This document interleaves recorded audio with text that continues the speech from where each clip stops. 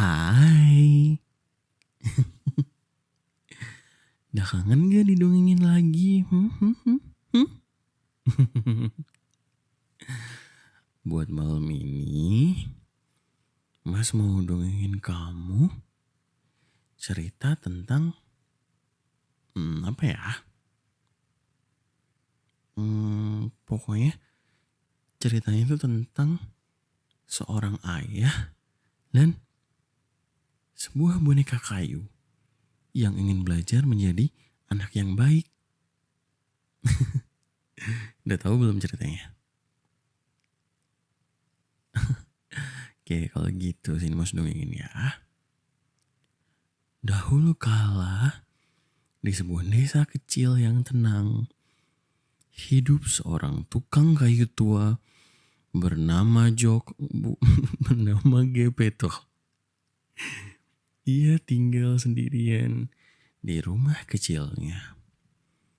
Setiap hari ditemani bunyi kayu dan pahat. Di dalam hatinya, Gepeto menyimpan satu doa sederhana. Dia ingin punya seorang anak yang bisa ia sayangi dengan sepenuh hati. Suatu hari, Pak Tua Gepeto memahat sepotong kayu menjadi boneka kecil. Ia menatapnya sangat lama, lalu berbisik pelan. Andai saja kau bisa hidup ya. Malam turun dengan sunyi. Saat Pak Tua Gepeto tertidur, seberkas cahaya biru lembut memenuhi ruangan. Seorang peri biru datang dan menghidupkan boneka itu. Random banget, Jir. Boneka itu membuka mata.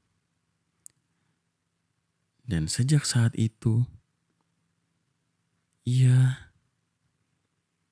diberi nama Pinocchio oleh sang peri biru. Namun peri itu berkata lembut,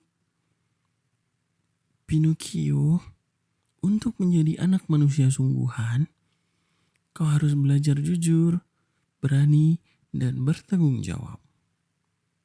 Sebagai penuntun, aku memberikanmu seekor jangkrik agar dia memberi dan membantumu menjalani hidupmu sebagai anak manusia sungguhan.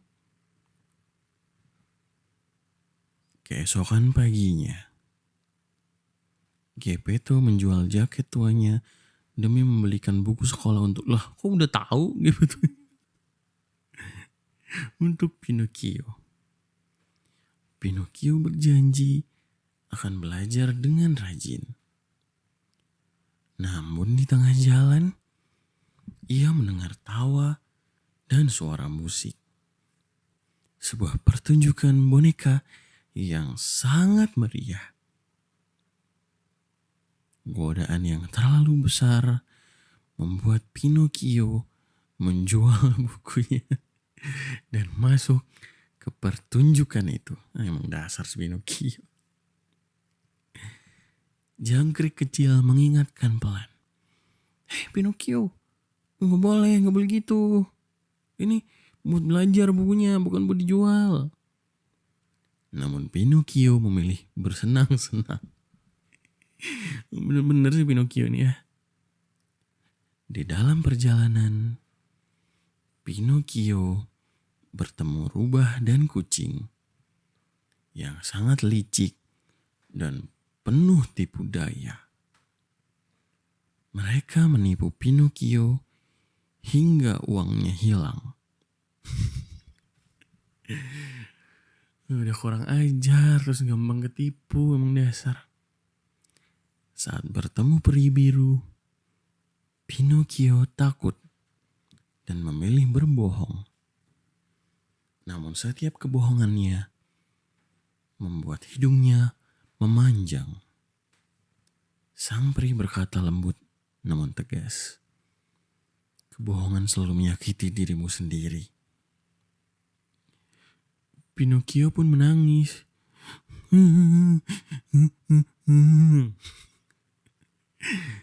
Ia mulai sadar menjadi baik memang tidak mudah. Lalu adegan berlanjut ke tempat yang lain. Pinocchio diajak ke pulau mainan. Ia kembali tergoda. Ia ingin menuju ke pulau mainan tersebut. Tidak ingin sekolah dan tidak ingin diatur. Awalnya semua terasa menyenangkan. Namun perlahan Pinocchio berubah menjadi keledai karena kemalasan dan kenakalan. Jadi tiba-tiba banget. Ia dijual, disakiti, dan akhirnya melarikan diri ke laut.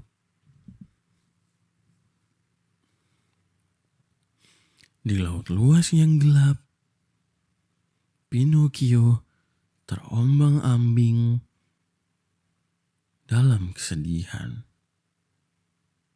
Namun tiba-tiba seekor paus datang dan menelan Pinocchio.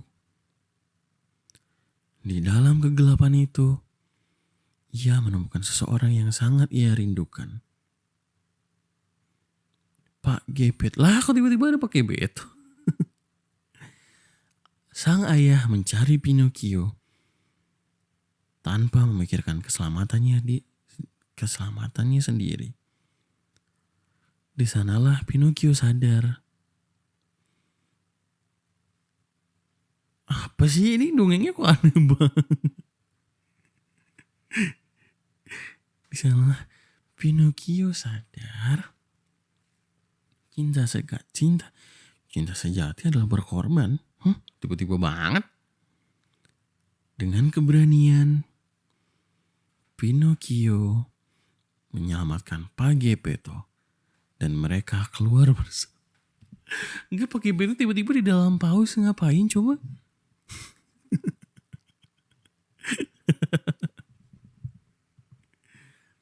Sejak hari itu, Pinocchio berubah. Gak cuma Pinocchio-nya berubah nih, ceritanya berubah-ubah. Ia bekerja keras, merawat ayahnya, belajar dengan sungguh-sungguh, dan tidak lagi berbohong. Peri biru pun datang kembali. Karena ketulusan hatinya, Pinocchio akhirnya berubah menjadi anak manusia seutuhnya. Pak tua Geppetto memeluknya erat. Bahagia tanpa kata. Ini aku yang harusnya tanpa kata soalnya ceritanya. Kenapa dongengnya loncat-loncat banget ya?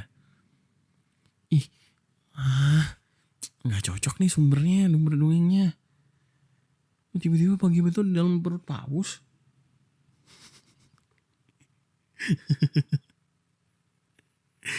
Selesai tuh kan, udah selesai tiba-tiba. Bener-bener. Nih jadi apa nih dari dongengnya nih, apa yang bisa didapat dari dongengnya? Oh, nggak boleh berbohong, dah itu aja ya. Aduh, aneh bener dongengnya.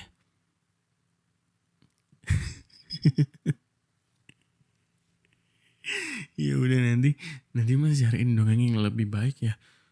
Aneh banget ini dongengnya, sumpah. Ceritanya loncat-loncat banget. Dari Pinocchio-nya tiba-tiba hidup, terus Pak Geppetto-nya nerima aja, nggak kaget gitu. Harusnya kan kaget, apa nih, tiba-tiba hidup gitu. Malah langsung dibeliin buku. Tapi ya udah, kalau gitu terima kasih banyak ya sudah mau mendengarkan dongeng gak jelas ini. Terima kasih banyak ya.